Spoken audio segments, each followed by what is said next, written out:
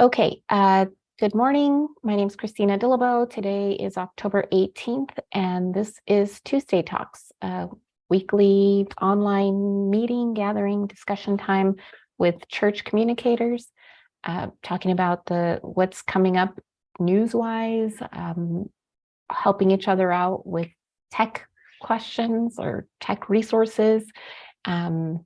And sometimes sharing our own resources, as Sherry did last week, creating a step-by-step on how to connect your laptop with the HDMI to a TV to use that as the display. I'm sure plenty of churches could use something like that, or small group leaders. If you wanted to ever do something at your home, you probably aren't set up to have a big display. Well, maybe you are. Just connect your laptop to your home television. So if you're wondering how to do that, you'll be able to find step-by-step instructions and screen images of where to go to change those settings on a PC. If you take a look at last week's Tuesday Talks.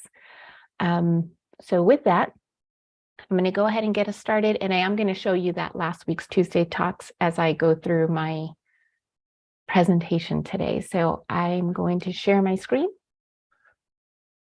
Here we go. This first part that I want to share with you all is the new look, and it's not 100% finished yet, but it's the new look of our existing website, dscumc.org. What's not finished yet, it's designed already, but I'm still changing the links, is this top green banner and this white banner. Let me show you what it's going to look like. So right now, our website top looks like this, but it's going to look like this. And on a mobile device, it'll look like this. So each of these top menu items are going to open up to have additional links depending on who you are. We're calling that the audience-driven menu. And then this, which is currently our main menu, will look like these, and those links will change as well. I'll just give you a quick preview of what they might look like. These were our original just brainstorming links that might go under each topic. I'll try to make it a little bit bigger for you so you can see. But again, this is just a brainstorm. It's a rough draft of what might be linked. That's on the audience-driven menu. And then our main menu might look something like this. Right now, our current menu just has a direct donate link, but we're thinking it might be more helpful if we actually link to specific funds. Maybe like right now with the November 6th Day of Prayer for Ukraine, we could link to the advance number for giving specifically for that. And now that I've said that, I'm going to do it because that's a great idea. All right, so that's just a quick sneak peek of what the new site is like, the next step of the new site, but I'll show you a little bit more. So if you scroll down, you'll see the main news topics, the most recent that you definitely want to be paying attention to. And we're going to talk about each of these today. And then if you continue scrolling down, you'll see more little options that you can click on. One of the main reasons for this redesign of the website, besides making it more user-friendly and trying to make things easier to find so you don't have to be searching all over the place, we also were hoping to make it more of a recruiting tool for clergy, especially in these difficult times where different conferences, different churches might not know what their future is going to be. We want people to know that here at the Desert Southwest Conference, it's a great home for everyone, regardless of where you fit on the,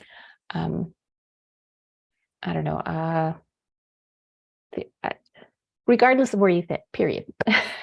You can fit with us because we celebrate diversity. And all right, so this next section is a direct link to all of our conference committees or ministries. These are all, I noticed this morning they're technically not all alphabetically in order, so I've got to fix that one. But if you wanted to look at a specific area like Justice and Outreach, you can click on that one and you'll see all of our Justice and Outreach committees But the default is to show you all of the committees. So now, right from the home page, you can click directly to any one of our conference committees. And then this next section is a direct link to our district pages. Those two have a whole new look. There's just a little bit of fine tuning that we have to do before we make their new pages live, but they are ready. They're just in the review phase. You may notice like, wow, there's a lot of blank space in the footer. We have other links that are going to go in there. I'll show you here. This is basically what's going to be in the footer menu. It's just not designed yet to fit that way. They are created. We just have to make some shifts, and probably by the end of today, you'll see this a little different. Do you have questions or comments, anything about the redesign? Okay, good. I'm hoping that it's going to make things much easier for people to find what they're looking for. So let's dive into the top news items. So for you communicators, each one of these, this is information for you that you're going to need to share with others to do something with it. So we've been talking about the November 6th Day of Prayer. So now we finally, this is an article that we just published last night, I think, or yesterday. And so it tells you all about it. And here's that advance number and the link. I see I need to link that, so I will work on that. But you could always copy and paste it into a browser menu. And you can use this prayer. You can copy it and use it at your church for the day of prayer. And we've got a ton of resources linked here, including a direct link to the Google Drive where all of these different videos, including the unedited versions of the meeting with Ukraine clergy, those are there. This one, that's Mission Together, that's these two squished together and then some photography and other things blended in there. This Mission Together snapshot, that's just an even more condensed version of these two. This one is under 3 minutes. So if that's all you have time for, this could be your mission moment during worship on November 6th. But as Mel Munchinsky says in his article, November 6th is just the date that they've selected. It doesn't have to be on November 6th that your church hosts a day of prayer. It can be 3 weeks from now, a month from now. But now you have the resources available, including worship stuff. They've got different prayers available. There's let's see here. There's the worship, a brief service in response to the Russian-Ukraine war. Presentation files and more are available in that Google Drive, which is linked. Do you have questions about that? Okay, so you're going to want to share this, at least this article link, with your pastor and whoever it is that leads worship, like your worship team, because they're going to need access to this stuff. I recommend that if you're going to email it to them, include them both in the same email so that one doesn't think that, oh, okay, we're doing this, and the other one isn't ready to plan for that yet. Right. Next item was the Bishop Hagia Leadership Fund is announced. So I mentioned before that on this Bishop page, we would have more information about the transition and the 101 PDF, information about the leadershipinnovation.org site, or the Center for Leadership and Innovation. So now you can go click on that button and you'll access this letter that you can copy and paste the whole thing in your own church news, or you can download the PDF if that works out better for you. You can just include the PDF or hand it out, have copies in the church office, whatever works for you. What else?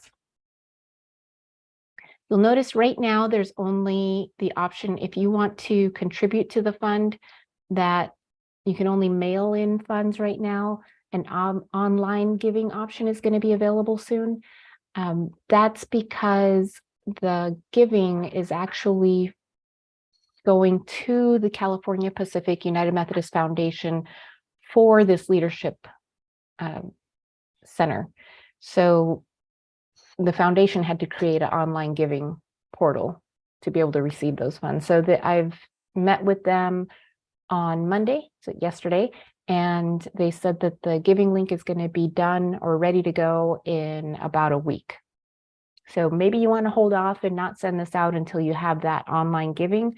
But if it makes sense, you can also just send it now and then send out a reminder when the online giving is ready. You have questions about that? Okay, this would be a good thing to include in your newsletter, but I would also share it with your pastor. Who else? I guess the finance committee. I don't know. Would that make sense? What do you guys think? Go ahead, Sherry. I share mine with, when I send out the Tuesday Talk stuff, I send it to the admin council chair, and to the person who does our newsletter, the publisher that does that. And it's, I know in every church it's a little bit different with that. But then also then maybe to the trustees as well, or to, depending upon what the particular subject is about, but definitely to the admin council chair, all the pastors, and that person, and then the publisher as well. So they can pick and choose what they want to put in and talk about whatever they want to, but think about of looking at ways to be able to communicate within your church rather than depending on somebody else to ensure that it gets passed along, because everybody gets busy and they're thinking about their own lane that they're in and what they're doing. But think in terms of who else can I tell to be able to pass this along. And so it may even be the UWF president within the church. It may be something like that, or who's teaching leadership within your church that may be only doing that for a little bit. So, challenge yourself to think a bit about that. Just my thoughts. Oh, thank you. That helps to speak to the question that we hear sometimes about, I don't know what the communication liaison is supposed to do, or doesn't that person do the same as our church communicator?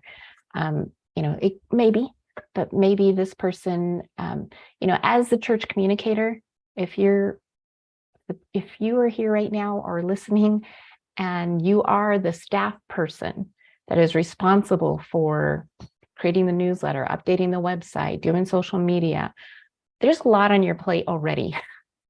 It would be really nice. And I used to be the church communicator, so I know a lot of times you've got your checklist of, okay, I've got this news, I got to make sure to publish here. Somebody stopped by and said that there's an update or a change on whatever, so I got to go back and change that. Do I need to send an email to everybody? There's plenty for the church communicator to be thinking about and doing. So having someone from your church that is not the staff person, the church communication staff person, to be the liaison is a great help, and not just to the communicator, but to your church, to all of these ministries, to your church's committees, to be able to get this information that they might not be subscribed to, or maybe they are subscribed, but because we don't always publish something for the trustees chair, they maybe already are in the habit of ignoring the conference emails if they are subscribed.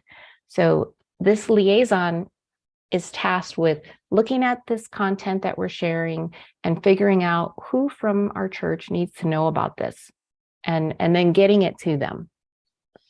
Same thing as, I completely agree with you. The other thing, I don't happen to be the communication person for my church. It says that I can't stop. So I just send information anyway. And anyway, the other person to think about is the office manager, because the office manager sometimes doesn't hear everything else that's going on, but they may get a tidbit of information. Maybe they're in charge potentially of the website, and somebody's not thinking in terms of what's there for the website. So just to throw that out there, and be the communicator. Whether you're the person signed up to be that or not, what's the worst they're going to tell you? It's like, stop telling me things. That nobody's going to say, stop sending that information, because, if anything, they'll delete you. But at the end of the day, at least you've made some effort to do that. Yeah, thank you. Okay, so the next item that I'm going to share with you is about the journal. So I'm excited to share about it, and I'm also cautious because let's get to that page. So what's available is the PDF. That's the one thing that's available right now. So you can click here to download it, and we don't have the printed PDF or printed book ready for purchase yet. We're going to have to go back and do some changes on the PDF so that it's ready for printing on lulu.com. And so this is why I'm a little bit nervous about it, because I don't know if that's going to change any of the page numbers. We're going to try really hard to make sure it doesn't. And if that is the case, we will end up uploading an updated version of the PDF and include some kind of a notification that page numbers have changed or something, and I'll mention it in Tuesday Talks. I see I've got a note in chat. Might consider finding another picture for the clergy join us section in the front page of the website. Tell me more about that. What did I have? This picture? No, sorry. And it was just a note, that one. It was just a quick note. It's just a little awkward, and the hands are a little, I don't know. Oh, Just might want to. thank you. Yeah. See if And technically, I mean, we can see like there's Bishop Bob. You know, this is an older picture, just like this one is. So these pictures are going to be changing. These are just like the best ones that we could find at the time that reflect what we're trying to say about the Desert Southwest Conference. But the search continues. We will find better pictures. Sorry, I didn't want to make it a. No, I appreciate it. Yes. Thanks. Okay, so the journal. Questions about the journal. Okay, so you're going to want to share this with definitely the church staff, your pastor, the lay members that were assigned to annual conference, maybe even just every one of the chairs at your, like committee chairs at your church, because there would be information for the finance committee and other groups in the journal. So be sure to share that information with them.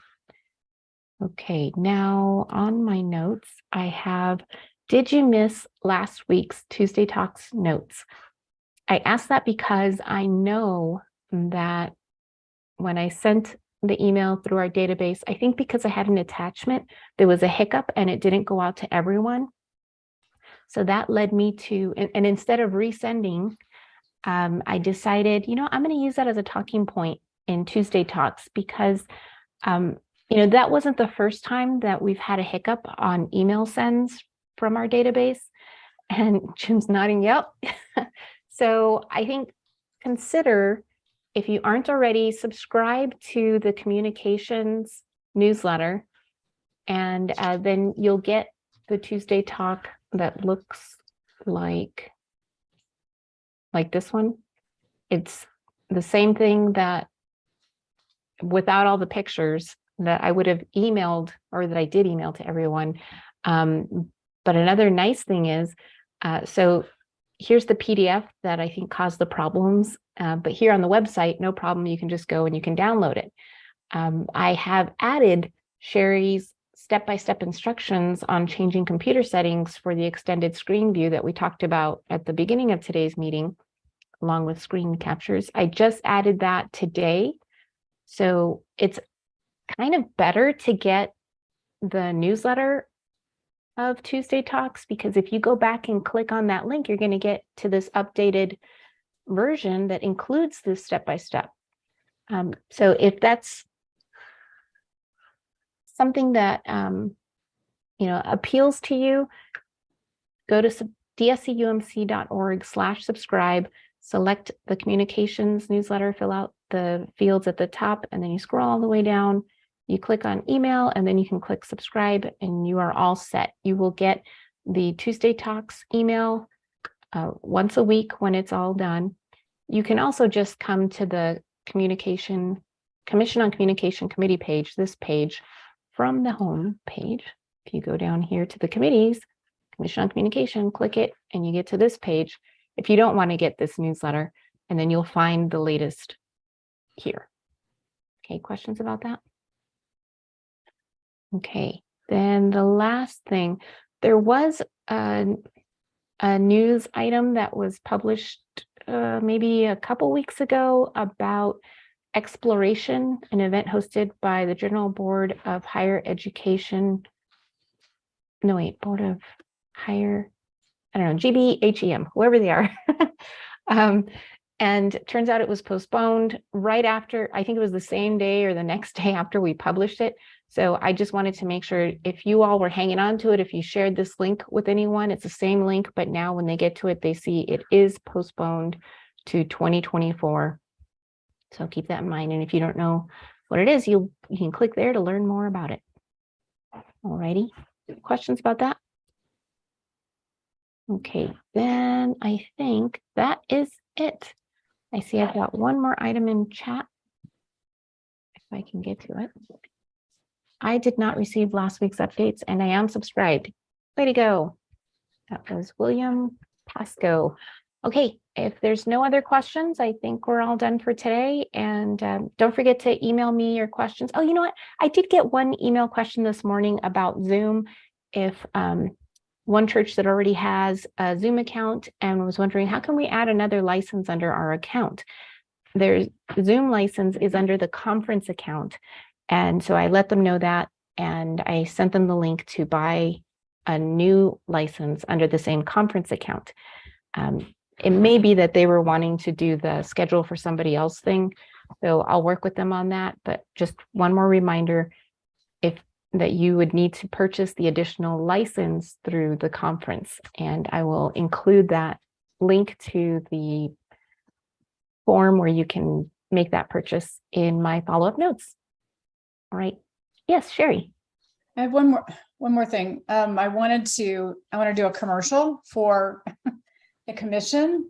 I don't know all the churches that are on here, or the churches that dial into this, or the churches this may reach, but it's really important to start looking around. I was at an event a week or so ago that I was talking with a couple of churches that are small, and they began talking about the things that their church does. And we have this program this thing that we've been doing, this whole program, I guess, talking about little churches, big impacts. And you don't know who you may be talking with, that maybe another little church, and all the things that we do, you end up talking with other churches. And so when you start listening to that, maybe they don't know about little churches, big impacts, but it's really important. Jeremy's done a wonderful job in working with each of those churches. But I stumbled onto Liberty UMC, and I did not know anything about them, but started listening to all the things that they're doing in that community. Many times the community gets wrapped up in looking at tunnel vision at a church that, oh, that's the church that does this thing. And they only see that. They're missing the rest of the stuff that the church may be doing. And the church may not have the funds or the marketing people within that church to get the word out, but they need some help. So if you're talking with other churches, you're in an event, you're going to some training or whatever you're doing, you know, little churches are, in my mind anyway, and there's no benchmark for this, but 100 people or less that typically attend, look at the things that they're doing, but let's help promote each other and get back to Jeremy or Christina or somebody that to tell them that here's another little church out there that's making a big impact in their community that needs some help to be able to get the word out, because that's how they'll also grow their congregation then, you know, bringing people in like, wow, I didn't even know they were doing this, but I'd like to be a part of that. So just think about it when you're out there talking with other folks out there, or if you're on this right now and you're part of a little church that's making a big impact, let us know, because we want to be able to celebrate you and get the word out. Thanks, Christina. Amen. Thank you, Sherry. All right, everyone, I guess we're all done for today. So